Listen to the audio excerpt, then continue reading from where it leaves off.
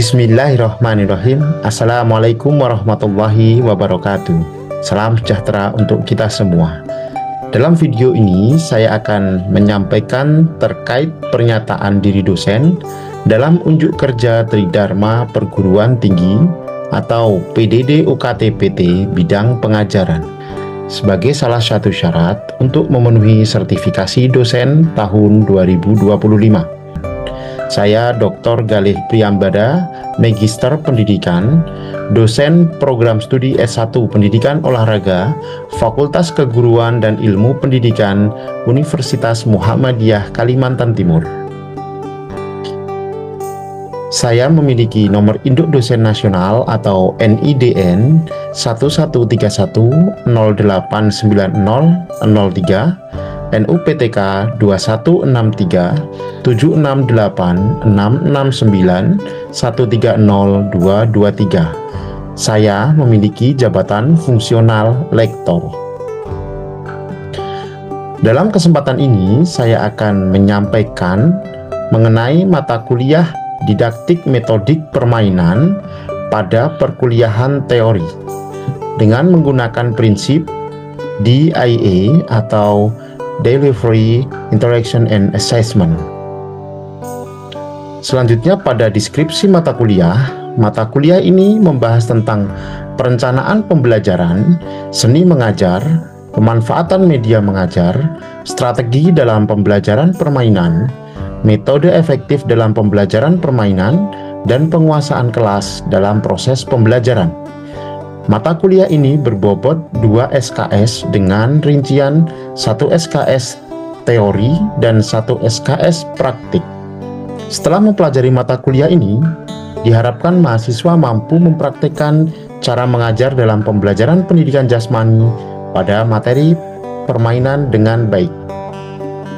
Selanjutnya pada capaian pembelajaran, setelah mengikuti perkuliahan ini, mahasiswa mampu memahami, menganalisis dan mempraktikkan konsep, strategi, metode, serta media pembelajaran permainan olahraga secara teoritis dan praktis sesuai dengan karakteristik peserta didik dan konteks pembelajaran pendidikan jasmani. Selanjutnya pada delivery, yang pertama adalah struktur perkuliahan. Perkuliahan didaktik metodik permainan diselenggarakan dengan total 16 kali pertemuan yang terdiri dari 14 pertemuan pembelajaran perkuliahan dan 2 pertemuan untuk evaluasi atau ujian tengah semester atau UTS dan ujian akhir semester atau UAS. Selanjutnya pada pendekatan pembelajaran, metode pembelajaran yang diterapkan bersifat kooperatif dan interaktif. Selanjutnya berbasis diskusi dan tanya jawab, kemudian didukung dengan media visual dan video. Pendekatan pembelajaran dirancang untuk memfasilitasi pemahaman teoritis sekaligus keterampilan praktis dalam mengajar permainan olahraga. Selanjutnya pada rencana perkuliahan didaktik metodik permainan pada kelas teori akan dilaksanakan sebanyak 16 kali pertemuan.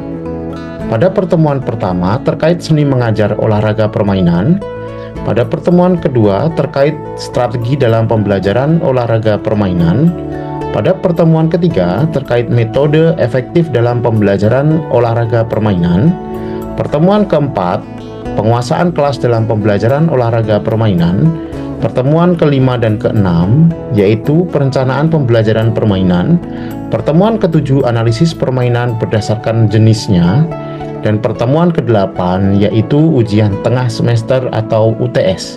Selanjutnya pada pertemuan ke-9 terkait media dan sarana dalam pengajaran permainan, pertemuan ke-10 dan ke-11 terkait didaktik permainan bola besar, pertemuan ke-12 dan ke-13 terkait didaktik permainan bola kecil. Kemudian pertemuan ke-14 yaitu modifikasi permainan untuk pembelajaran. Pertemuan ke-15 evaluasi dalam pembelajaran permainan. Pertemuan ke-16 yaitu ujian akhir semester atau UAS. Pada mata kuliah ini menggunakan referensi utama yaitu pengaruh gaya mengajar dan motivasi berprestasi yang ditulis oleh Priyambada Galih dan kawan-kawan pada tahun 2016 dan diterbitkan pada Journal of Physical Education and Sport. Kemudian yang kedua adalah variasi video sebagai metode pembelajaran yang ditulis oleh Priyambada Galih dan kawan-kawan. Penelitian ini diterbitkan pada tahun 2024 dan mengkaji efektivitas penggunaan variasi video dalam pembelajaran pendidikan jasmani. Artikel ini diterbitkan pada Journal of Physical Education. Kemudian yang terakhir yaitu metode pembelajaran direct instruction yang ditulis oleh Supargo pada tahun 2021. Penelitian ini memaparkan penerapan metode pembelajaran direct instruction untuk meningkatkan prestasi belajar penjaskes dan diterbitkan pada Jurnal Terapan Pendidikan Dasar dan Menengah. Selanjutnya pada interaction. Yang pertama, perkuliahan ini dilaksanakan dengan cara tatap muka atau tatap maya menggunakan aplikasi Zoom Meeting pada perkuliahan teori.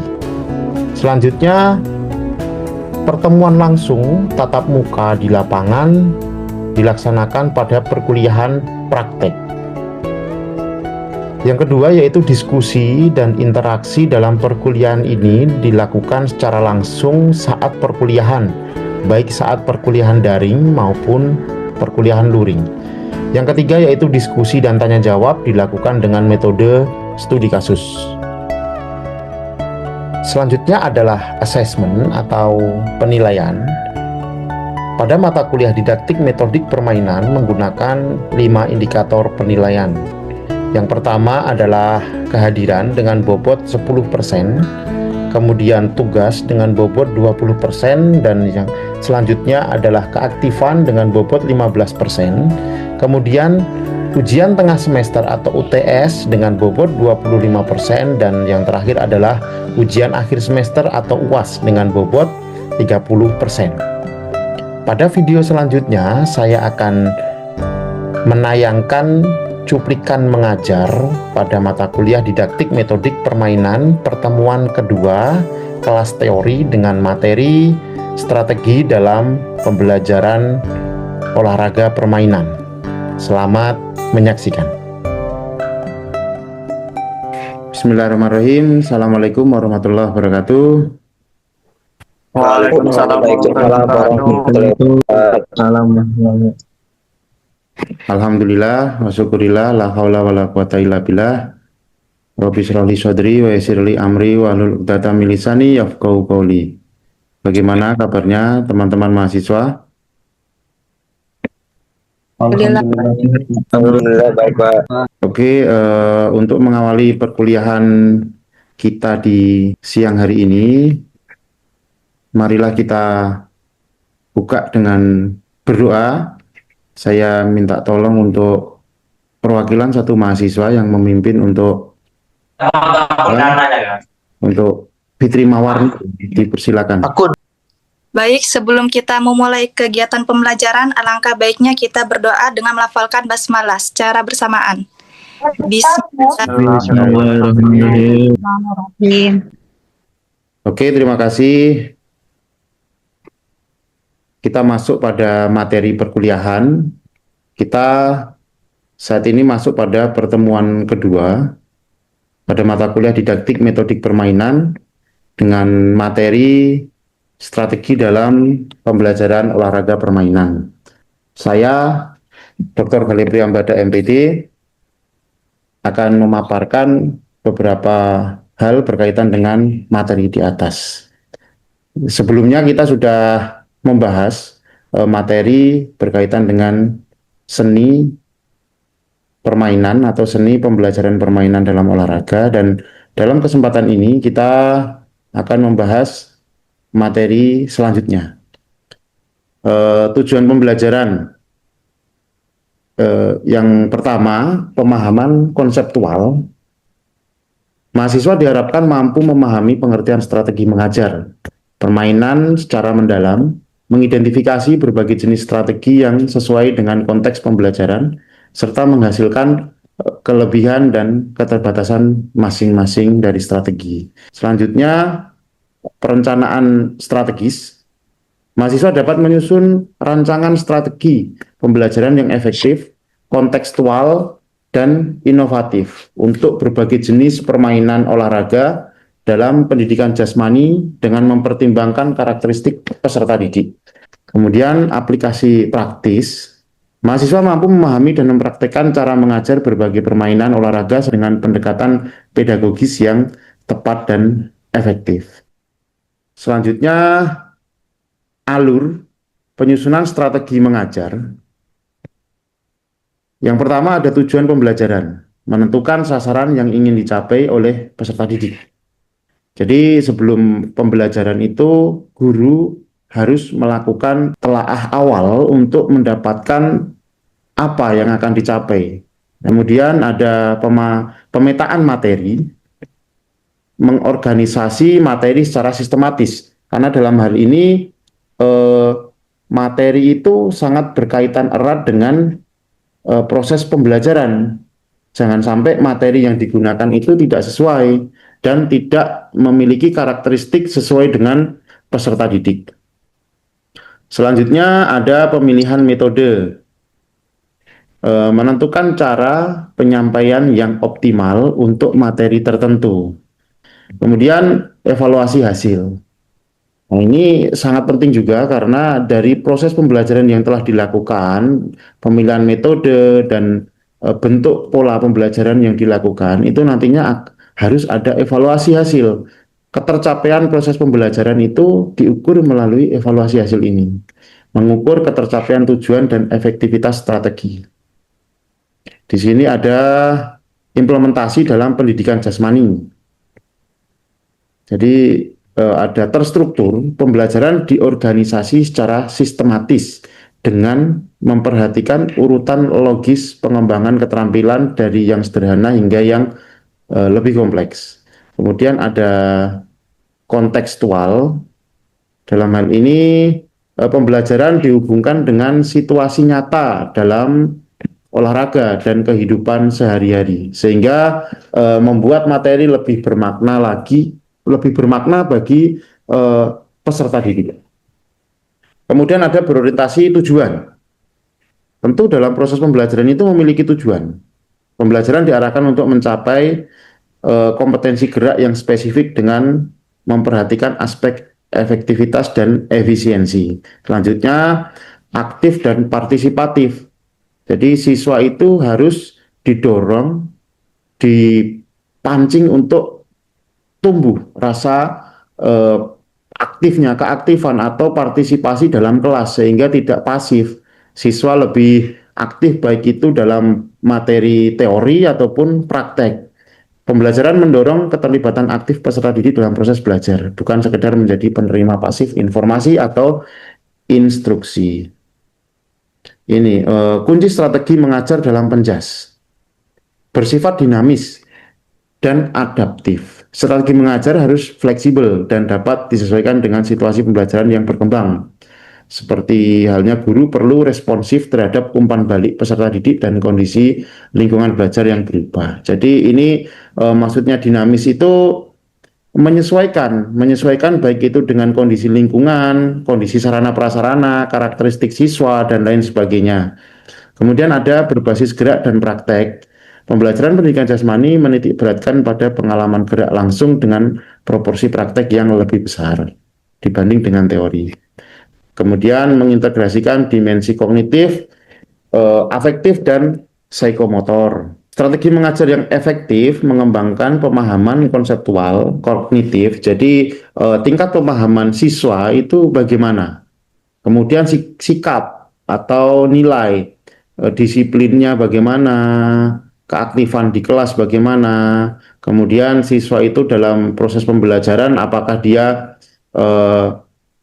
baik-baik saja, maksudnya baik-baik saja itu sikap di kelasnya secara etika, attitude dan moralnya bagaimana, kemudian keterampilan motorik. Nah, ini sangat dominan dalam pembelajaran pendidikan jasmani. Dalam hal ini yaitu praktek atau psikomotor secara simultan. Berpusat pada peserta didik. Peserta didik ditempatkan sebagai subjek aktif dalam proses pembelajaran, bukan objek pasif. Sehingga dalam hal ini peserta didik itu adalah hal yang utama yang harus menjadi prioritas dalam proses pembelajaran. Karena kan di situ memiliki tujuan. Tujuannya apa? Menghasilkan siswa yang aktif, paham secara kognitif, dan mampu menerapkan gerakan-gerakan tertentu secara psikomotor. Kemudian guru berperan sebagai fasilitator yang merancang pengalaman belajar yang bermakna. Ini ada contoh strategi atau variasi metode mengajar. Di sini ada direct instruction. Itu metode yang berpusat pada guru, di mana instruktur mendemonstrasikan keterampilan secara langsung, kemudian peserta didik menirukan.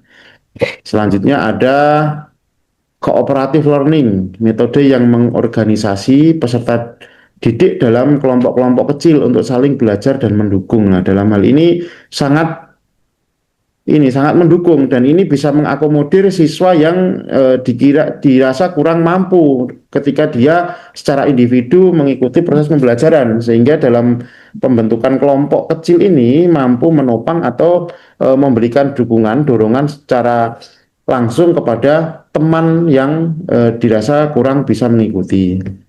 Selanjutnya discovery learning, itu metode eksplorasi di mana peserta didik didorong untuk menemukan teknik dan strategi yang efektif melalui percobaan, memperkuat pemahaman mendalam dan kreativitas. Ada teaching game for understanding atau TGFU, ini adalah pendekatan pembelajaran dengan permainan. Nah, ini permainan yang dimodifikasi untuk membangun pemahaman taktis sebelum mengajarkan pada teknik. Jadi taktik itu menjadi hal yang didahulukan sebelum proses pembelajaran itu mengarah pada teknik. Selanjutnya ada problem based learning. Itu pembelajaran berbasis masalah yang menghadapkan peserta didik pada situasi olahraga yang perlu dipecahkan. Ini meningkatkan analitis dan penerapan keterampilan dalam konteks yang relevan. Misalkan dalam suatu permainan sepak bola itu ada permasalahan yang sangat dominan. Misalkan terjadi kesalahan dalam melakukan passing. Nah, ini kan berarti ada problem di situ. Misalkan apa? Siswa dalam proses pembelajaran itu kurang bisa memahami bagaimana teknik passing yang baik dan benar. Berarti di situ nantinya akan dihadirkan atau dihadapkan dengan bagaimana memecahkan permasalahan itu. Misalkan passing dengan kaki bagian dalam atau passing dengan kaki bagian luar atau dan lain sebagainya. Itu nantinya akan siswa akan terbiasa untuk problem solving ini atau pemecahan masalah ini. Selanjutnya ada reciprocal style, gaya resiprokal. Metode berpasangan di mana peserta didik bergantian berperan sebagai pelaku dan pengamat yang memberikan umpan balik. Jadi ini berpasangan, siswa saling berpasangan, yang satu praktek, yang satu memberikan umpan balik atau memberikan koreksi. Dan ini biasanya menggunakan lembar atau kertas kerja, di mana di situ ada kebenaran gerak yang nantinya akan diamati oleh pasangannya, dan itu dilakukan secara bergantian. Kriteria pemilihan strategi, yang pertama itu tujuan pembelajaran. Tujuan pembelajaran itu harus jelas dulu, mau seperti apa, mau bagaimana pembelajaran itu, dan hasilnya itu mau bagaimana, siswa itu akan dibawa kemana. Misalkan seperti keterampilan teknis, pemahaman taktis, atau pengembangan sikap sportif. Misalnya jika tujuannya adalah meningkatkan kreativitas dalam permainan, pendekatan eksplorasi seperti discovery learning mungkin lebih tepat. Kemudian karakteristik peserta didik. Strategi perlu mempertimbangkan tingkat perkembangan kemampuan awal, minat, dan gaya belajar peserta didik. Faktor usia, jenis kelamin, dan kondisi fisik juga perlu diperhatikan. Nah, ini menjadi hal yang digarisbawahi untuk menentukan metode mengajar yang pas. Karena kesesuaian metode mengajar itu sangat dipengaruhi oleh karakteristik siswa. Selanjutnya ada jenis permainan. Nah, dalam hal ini permainan itu juga sangat menentukan. Misalkan permainan sepak bola itu akan memiliki perbedaan dalam proses pembelajaran, metode yang digunakan dengan misalkan permainan net atau bola voli, permainan bulu tangkis dan lain sebagainya. Itu akan memiliki perbedaan yang eh, signifikan dalam rangka pemilihan metode yang digunakan. Misalkan permainan invasi atau bertahan dan menyerang seperti sepak bola mungkin lebih cocok dengan pendekatan TGFU, yang mana siswanya akan diajak untuk bermain atau game dulu sebelum masuk pada teknik. Sementara permainan net seperti bola voli mungkin lebih efektif dengan pendekatan direct instruction dengan untuk teknik dasar ya. Jadi gurunya itu mempraktekkan terlebih dahulu sebelum siswanya itu praktek langsung. Kemudian sarana dan lingkungan belajar. Nah, ini juga sangat berpengaruh. Misalkan kalian nanti suatu saat menjadi guru di daerah 3T atau daerah terdepan, terluar, terdalam, itu kan belum tentu memiliki sarana prasarana yang mumpuni, sehingga ini mendorong untuk tumbuhnya modifikasi permainan. Nah, ini bisa indoor ataupun outdoor. Nah, ini juga sangat menentukan ya, sarana prasarana yang kurang lengkap ataupun daerah yang tidak punya lapangan misalkan seperti itu juga akan mempengaruhi metode yang digunakan. Ya, ini contoh penerapan strateginya, misalkan dalam bola basket menggunakan cooperative learning. Dalam pembelajaran teknik dribbling dan passing, peserta didik dibagi dalam kelompok heterogen 4-5 orang. Setiap kelompok merancang rangkaian latihan passing yang benar, melibatkan semua anggota. Masing-masing peserta didik bertanggung jawab untuk memastikan semua anggota kelompok menguasai keterampilan dasarnya. Kemudian ini sepak bola menggunakan TGFU, Teaching Game for Understanding. Kemudian volley menggunakan direct instruction, guru mendemonstrasikan teknik servis dan blocking secara rinci. Kemudian ada bulu tangkis itu menggunakan resiprokal. Misalkan peserta didik berpasangan, satu melakukan pukulan smash, lob, drop shot, sementara yang lain mengamati dan memberikan umpan balik berdasarkan lembar kriteria yang disediakan oleh guru. Jadi siswa itu memiliki pegangan, yaitu itu kontrol, yaitu lembar kontrol atau lembar kriteria yang sudah ditentukan oleh guru, sehingga dalam proses pembelajaran itu tidak serta-merta asal-asalan, namun sesuai dengan konteks yang sudah dirancang oleh guru. Namun pada saat di lapangan itu murni adalah proses pembelajaran yang dilakukan oleh peserta didik atau siswa. Nah, ini sebelum saya jelaskan di tugas ini, saya akan memulai untuk diskusi. Nah, di sini sebelum saya mendengarkan pertanyaan dari mahasiswa, saya mau bertanya dulu. Jadi, apakah materi ini tadi itu sudah menggambarkan sebuah kejelasan dari materi pada mata kuliah didaktik metodik permainan. Nah, di sini saya akan bertanya kepada mahasiswa ya, intinya teman-teman mahasiswa. Jadi nanti tolong yang bisa merespon atau bisa menjawab langsung respon saja pertanyaan saya, yaitu strategi apa yang cocok untuk siswa SD. Dalam hal ini kan sekolah dasar itu kan anak-anak ya, dan karakteristiknya sangat beragam. Anak-anak itu cenderung manja, cenderung cengeng, cenderung takut, dan lain sebagainya. Jadi strategi apa yang cocok untuk siswa SD dalam proses pembelajaran pendidikan jasmani pada materi permainan sepak bola. Nah, ini siapa ini yang bisa untuk merespon? Silakan. Ayo, Pak. Ya, Rizky Alfariza Pratama. Silakan. Pak, izin menjawab. Ya. TGFU karena model pembelajaran ini dia lebih menekankan pada bermain sambil belajar, Pak.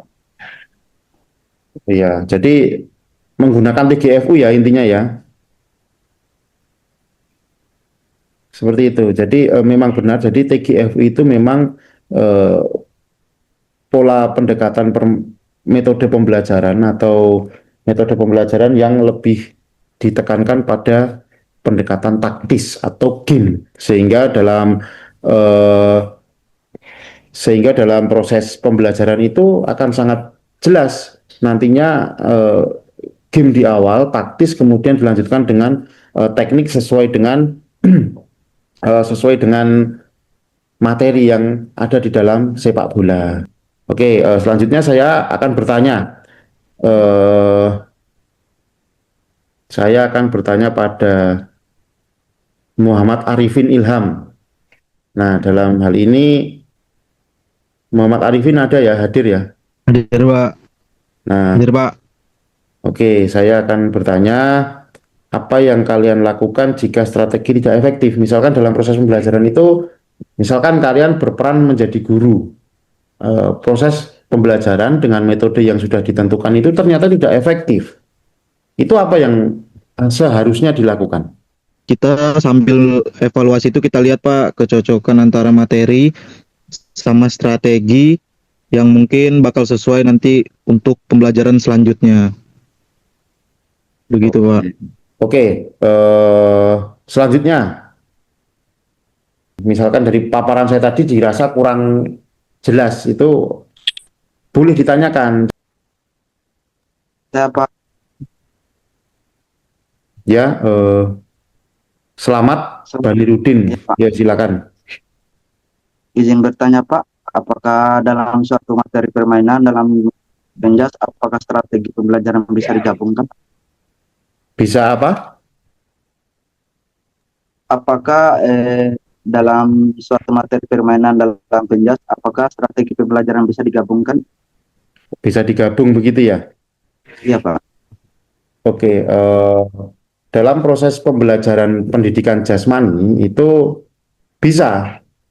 Karena kan karakteristik materi pembelajaran dan karakteristik siswa itu kadangkala tidak sejalan sehingga bisa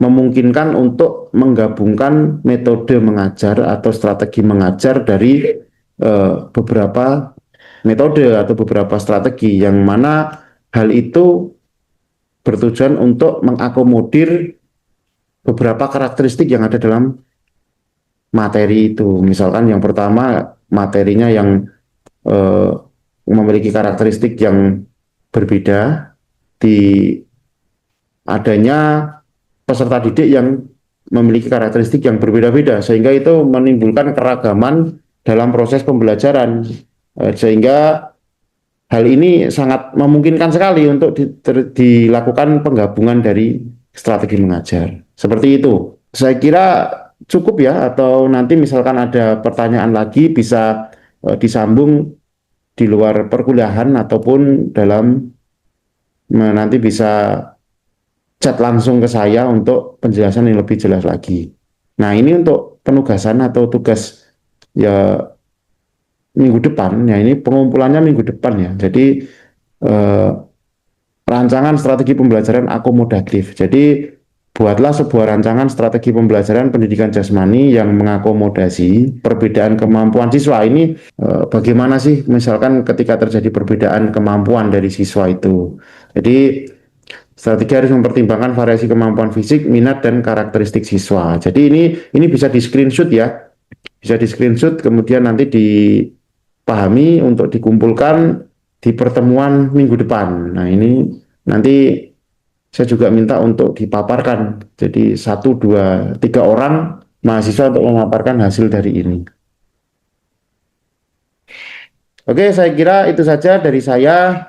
Semoga apa yang kita lakukan di hari ini bisa mendapatkan manfaat dan keberkahan. Saya akhiri. Fastabiqul khairat. Wassalamualaikum warahmatullahi wabarakatuh.